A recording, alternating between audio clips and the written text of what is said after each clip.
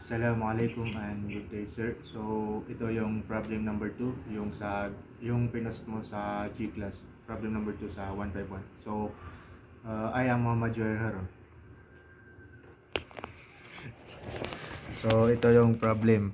A cylinder is fitted with a piston restrained by a spring, as shown in the figure. The spring is fully extended, exerting no force, with the piston rest on the bottom of the cylinder. It exerts a force that is linear with the distance moved. As the piston rises after the air supply line valve is opened. At the state shown in the figure, the pressure inside the cylinder is 300 kPa. The volume is 0.5 liter. The piston diameter is 100 millimeter, and the mass is 5 kilogram, and the ambient pressure, which is the pressure outside of the cylinder, is 100 kPa. Additionally, air is admitted from the air supply line, causing the piston to rise another 220 millimeter. What is the final pressure inside the cylinder at this point? So tinatanong dito is ano yung pressure ng cylinder after maad yung tumaas no yung piston ng 20 millimeter. Bale yung sinulat ko yun na yung given, bali yung 20 millimeter na ito is ito yung change ng distance, ito siya. So i-convert ko na rin ng meter, so which is 0.02 meter. So ito yung diameter ng piston, 100 millimeter na naging 0.1 meter. So ito so ang problem na to is may involved na spring. So kung kukunin natin yung FBD ng piston. So kukunin natin ang FBD ng piston. Ito yung piston. Let's say ito yung piston. So ito yung piston. So may force dito, yung force ng ambient at saka pressure din ng pababa yung which is yung mass ba yung weight, at saka yung pressure ng S, which is ito yung spring, nakukos ng spring sa piston. So yung nasa baba naman is yung given na pressure ng air, which is ito yung pressure 1 na given siya na 300 kPa. So from this FBD, yung kukunin natin yung summation ng lahat ng forces, which is yung force ng up is equals to force pababa. So makukuha natin yung force, summation lahat natin ng force at equate natin din sa opposing na force.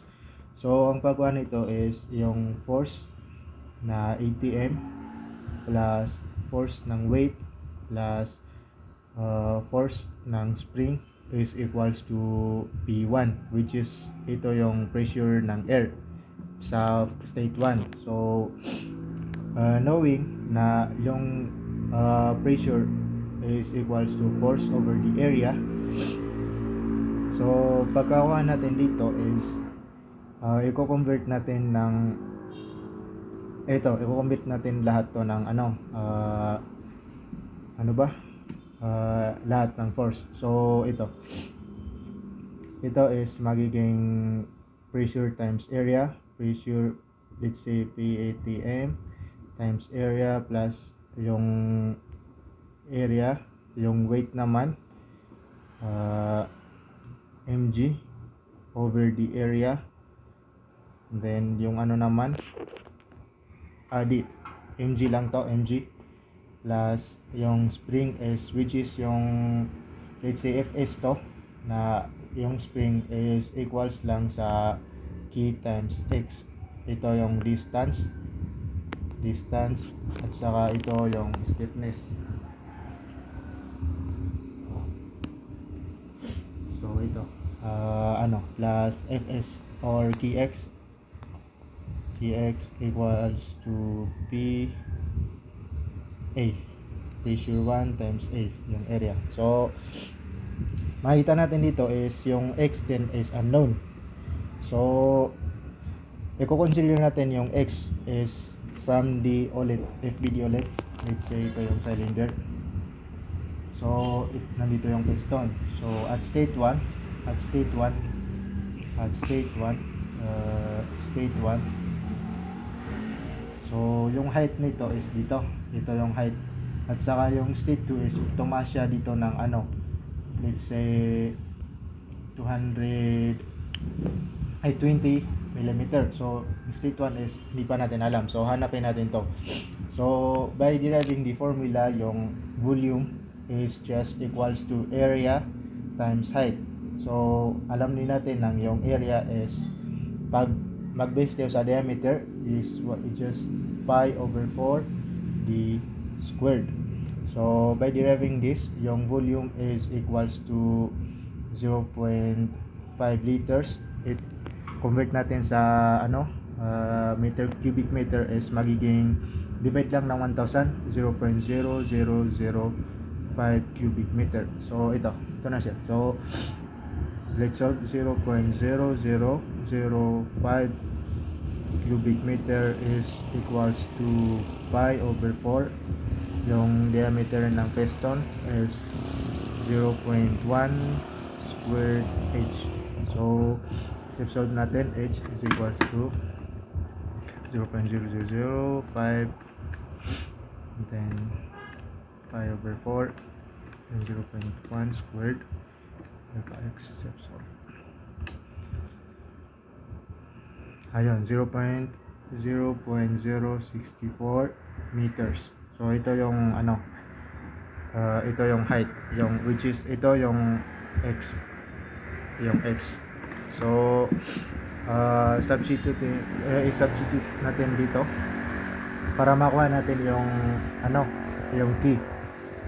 Hanapin muna natin yung key, tas alam din natin na yung ano, pag yung ano, i-times natin both side ito ng A 1 over A. So, makakancel to, ito na makakancel din to. So, ang magiging result nito is P1 is equals to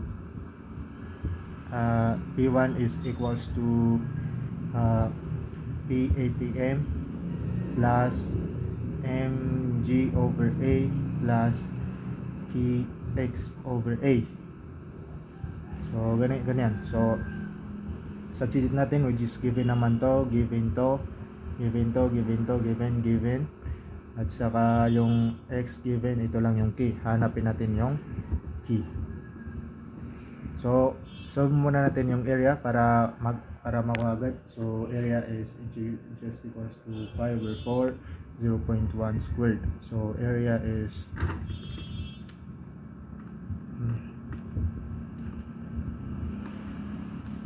pi over 4, 0.1 squared. So 7.854 times 10 to the negative 3 cubic meter meter squared. So ito siya. So pag solve natin dyan, ito given na to, i-convert lang natin kasi yung given dito is ano, PPA. To gawin nating Pascal para ano, straight lahat. So magiging 300 times 10 to the 3 equals to 100 times 10 to the 3, and then plus natin yung mass, 5 kilo 5 times 9.81 over ano 7.854 times 10 to the negative 3 plus din yung ano, which is ito yung key na ano hinahanap natin. I-times natin yung height, 0.064 over area is 7.854 times 10 to the negative 3. So i-solve natin, makuha natin yung key na 300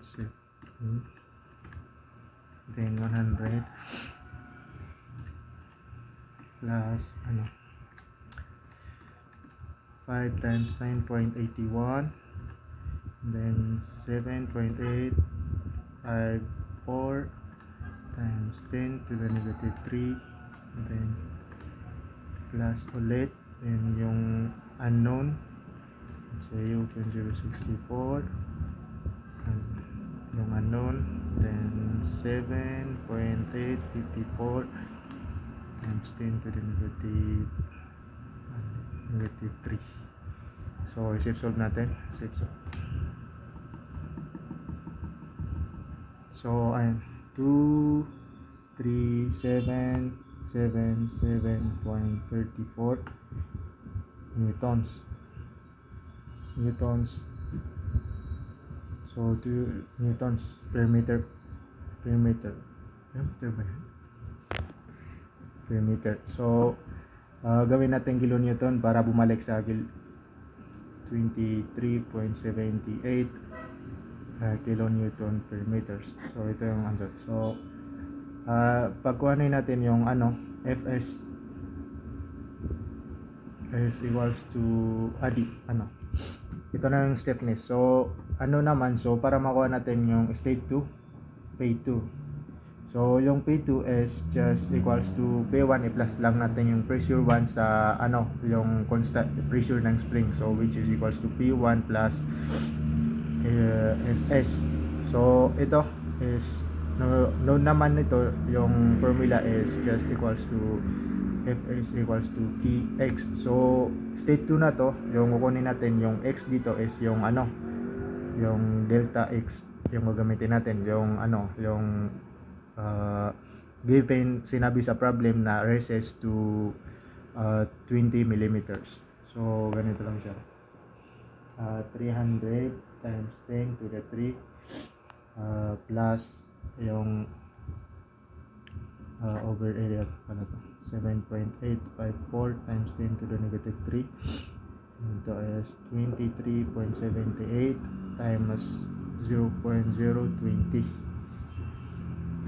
So P2. Solve natin. 300 shift 3 plus 23.78 0.020 over 7.854 negative 3. So ito yung answer niya, 300. Wait lang, may mali ako. Ito yung answer nito is magiging so mali pala dito. So ito which is ito, yung answer nito is KPA. So yung nilagay ko dito is PA. So balik lang natin sa KPA. So kukunin natin yung times 10. Hindi natin ita times 10 to the 3. 8 times ng 1,000. So i-delete lang natin to. So 300. So ayan. So 360.55